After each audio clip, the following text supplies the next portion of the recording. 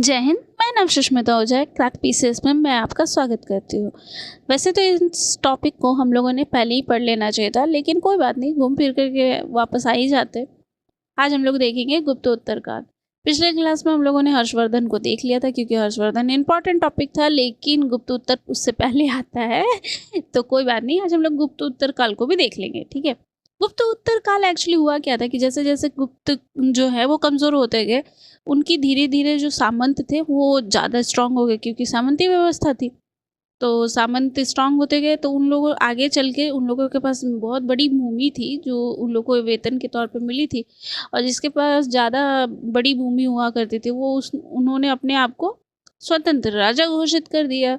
ठीक है, और यही आगे चल करके फिर छोटे छोटे इन्होंने अपना राज्य स्थापित कर दिया। तो चलिए देखते हैं कौन कौन से राजा उस वक्त हुए थे। ठीक है, तो पहला जो वंश है वो है मौखरी वंश। मौखरी वंश वही है जिसका शासक ये ग्रहवर्मा था, जिसकी शादी राजश्री से हुई थी। मैंने पिछले क्लास में आप लोगों को वर्धन वंश जो बताया था, उस अगर आप लोगों ने नहीं देखा तो प्लीज़ जाकर के वो वीडियो भी मेरा ज़रूर देखें।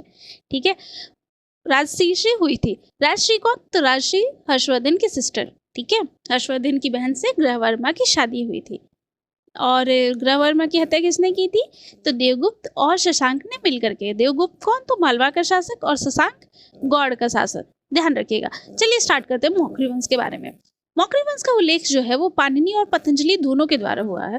ठीक है, जिससे स्पष्ट होता है कि मौखरी वंश काफी प्राचीन काल से पंजाब के क्षेत्र में एक जनजाति थी। मतलब ये पंजाब में बढ़ रही थी, मतलब पंजाब में ये लोग थे। मौखरियों के संबंध में जानकारी हरहा अभिलेख से भी मिलती है। ठीक है, हरहा अभिलेख से मिलती है और पाणिनि और पतंजलि के द्वारा लिखे गए अभिलेखों से भी मिलती है। ठीक है, ध्यान रखिएगा। इन मौखरियों की एक शाखा कन्नौज में भी थी।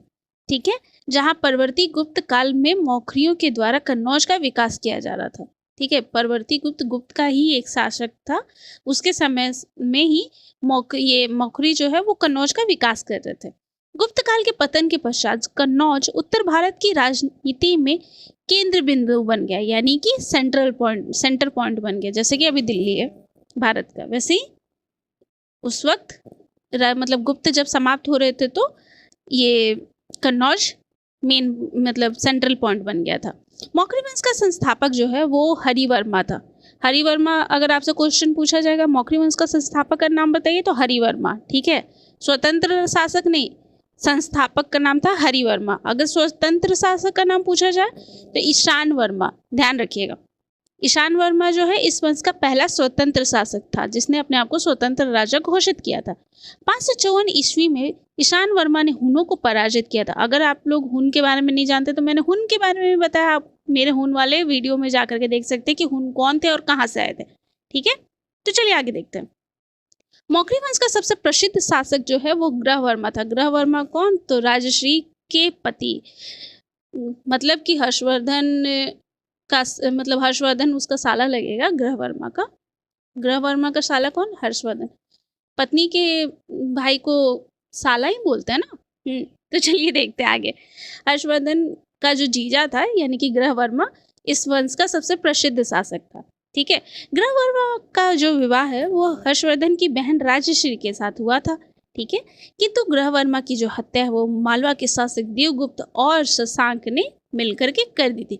चूंकि ग्रहवर्मा को कोई पुत्र नहीं था, तुरंत तुरंत शादी हुआ था, इन लोग को अपना राज बढ़ाने के चक्कर में उसको मार दिया। बताओ, ये भी कोई बात है? इस कारण राजश्री हर्षवर्धन के संरक्षण में कन्नौज की गद्दी पर बैठी। हम लोग रजिया सुल्तान को बोलते हैं कि पहली महिला जो गद्दी पे बैठी थी। बताओ, ये कब की बात है? प्राचीन काल में औरत गद्दी पे बैठी हुई। हाँ, ये बात है कि भाई भी साथ में संरक्षण दे रहा है, लेकिन गद्दी पे तो औरत बैठी है। हम लोग का कब से चला आ रहा था, औरतों को भी महान, पुरुषों को भी महान, सब महान। आगे चलकर कन्नौज को हर्षवर्धन ने अपने साम्राज्य में मिला लिया, क्योंकि मौखरी वंश का पतन हो गया, कोई उत्तराधिकारी ही नहीं था। ग्रहवर्मा मतलब बाप बना ही नहीं था, और उसका जब पति मर गया तो क्या करेगी, उसके बाद पतन हो गया मौखरी वंश का। अब हम लोग दूसरा राजवंश देखते हैं। दूसरा है मैत्रक वंश। मैत्रक वंश की जो स्थापना है वो भट्टारक ने की थी। ठीक है, भट्टारक ने सौराष्ट्र में अपने शासन की स्थापना की और वल्लभी को अपनी राजधानी बनाया। ठीक है, इसके द्वारा स्थापित वंश को मैत्रक वंश के नाम से भी जाना जाता है। ध्रुवसेन द्वितीय ने महाराजा धीराज की उपाधि धारण की थी, जिसकी वजह से ये पता चलता है कि ध्रुवसेन जो है वो पहला स्वतंत्र शासक था। शिलादित्य धर्मशील मैत्रक वंश के प्रमुख शासकों में गिना जाता है। क्यों गिना जाता है? क्योंकि इसके बारे में हिनसोंग लिखा है, ठीक है, अपने पुस्तक में। पुस्तक का नाम सीयू की। हिनसोंग ने इसके संदर्भ में लिखा है कि यह महान प्रशासनिक योग्यता और असाधारण करुणा तथा दयालु शासक था। इसने एक बौद्ध मंदिर बनवाया था तथा धार्मिक सभा की भी आयोजना की थी, मतलब आयोजन किया था। इसके पश्चात ध्रुवसेन द्वितीय शासक बना। इसके पश्चात ध्रुवसेन चतुर्थ बना। अब पूछेगा ध्रुवसेन तृतीय कहाँ गया? तो बेचारा शासक नहीं बन पाया, इसीलिए उसको साइड कर दो। इसने महाराजा धीराज परमेश्वर तथा चक्रवर्ती की उपाधि ली थी, जिससे स्पष्ट होता है कि यह इस वंश का प्रतापी शासक था। महाकवि भट्टी इसके दरबार में थे। भट्टी कौन? साहित्यकार। और साहित्य में मैंने आपको बताया था भट्टी वही हैं जिन्होंने रावण वध की रचना की है, ठीक है, ध्यान रखिएगा, नाम याद रखिएगा।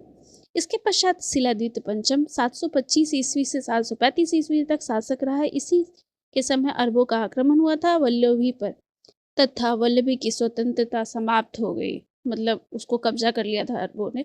शिलादित्य पंचम इस वंश का अंतिम शासक सिद्ध हुआ। मैत्रकों के शासनकाल में वल्लभी कला, शिक्षा एवं संस्कृति महत्वपूर्ण केंद्र बनकर उभरा था। वल्लभी के शासक जो है वो शैव धर्म को मानते थे, लेकिन उन्होंने बौद्ध धर्म को भी मतलब तवज्जो दी थी। बौद्ध धर्म भी साइड में था। यही कारण है कि वल्लभी को नालंदा विश्वविद्यालय का सम्मान दर्जा दिया जाता है, ठीक है। तीसरा और इम्पॉर्टेंट वंश जो है वो है वकाटक वंश। वकाटक वंश के जो मेन राजा जो सबसे इम्पॉर्टेंट थे वो रुद्रसेन द्वितीय थे।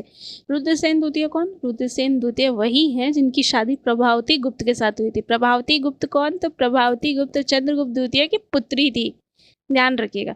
चलिए स्टार्ट करते हैं वकाटक वंश के बारे में, ठीक है।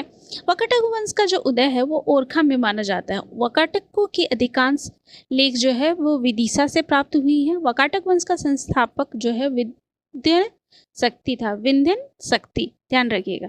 इसने 255 से लेकर के 275 ईस्वी तक शासन किया था। विंध्यन शक्ति का पुत्र प्रवरसेन एक शक्तिशाली शासक था। इसने वकाटक साम्राज्य का विस्तार किया था तथा सम्राट की उपाधि भी ली थी।